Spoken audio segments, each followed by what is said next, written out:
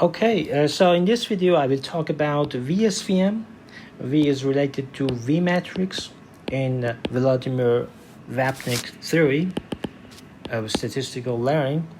And in the next video I will talk about VSVM plus invariance.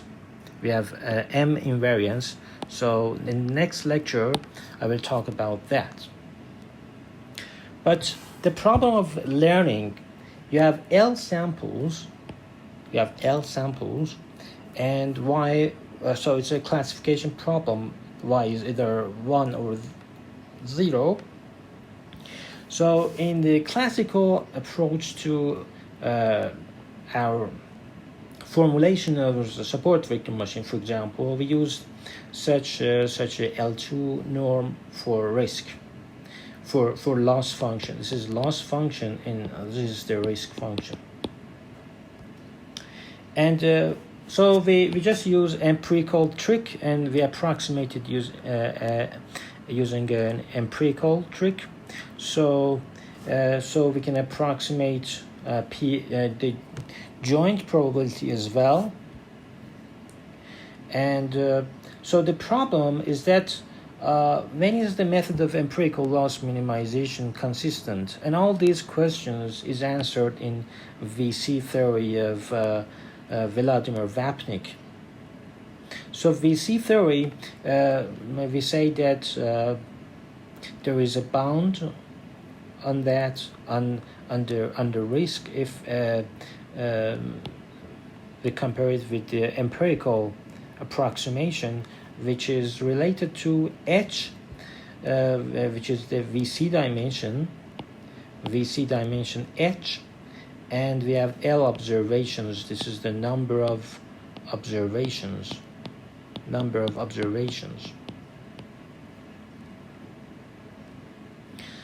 So in VC theory, so T star is a monotonically decreasing function, and these are function spaces.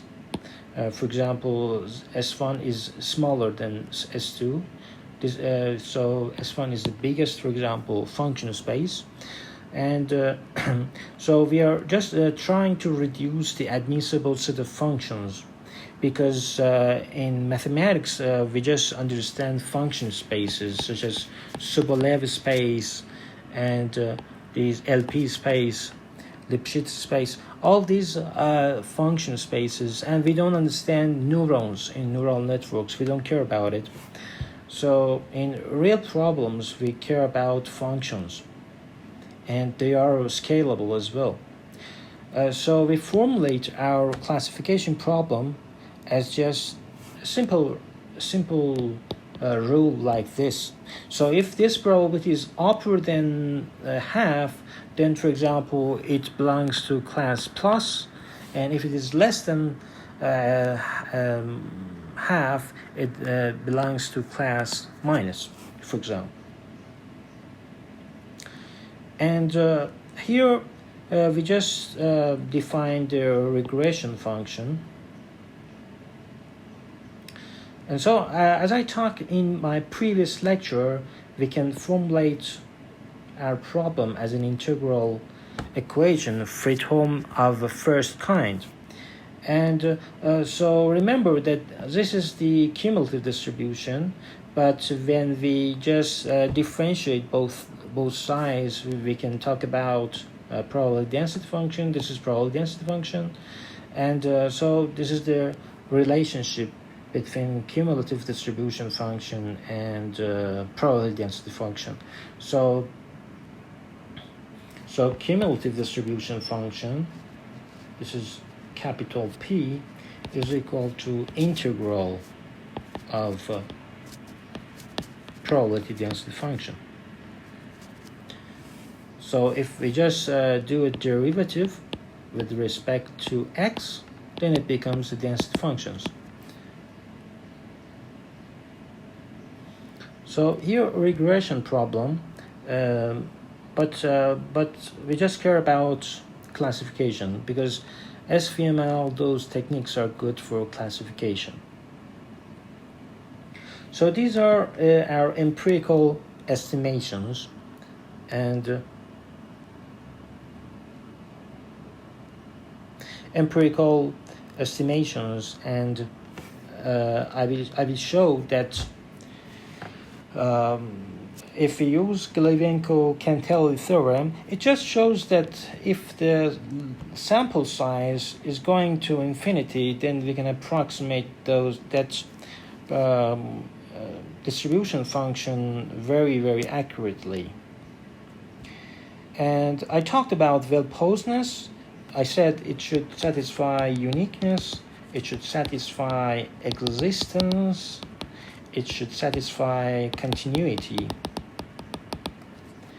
So if we just do a little perturbation on F, it should have just a little perturbation on F, and not a big variation. This is the idea of continuity. So existence is very, very difficult problem. That's why Fridholm used uniqueness to come to existence. And so our problem is to find F. So we should find a regularization. We should make a regularization because it is ill-posed problem, and so if we use this regularization theorem according to Tikhonov regularization, it should have a unique solution. And so our risk function, we can write it as a difference of two functions in the Hilbert space and a Tikhonov regularization. For example, when gamma goes to 0, then we won't have any regularization. But when we have a regularization like this, that it means that we are reducing space of admissible functions. From information theoretical point of view, this one is much easier. But if any person many person would argue that if gamma is equal to 0, then finding this optimization problem would be very easy. But that's false. If you use gamma is greater than 0, then you can reduce the space of functions very, very significantly, and it would be very, very easy to solve it. So we write distance in the L2 space, and this is the V matrix that I talked about it. We just use just simple calculus, and that's it.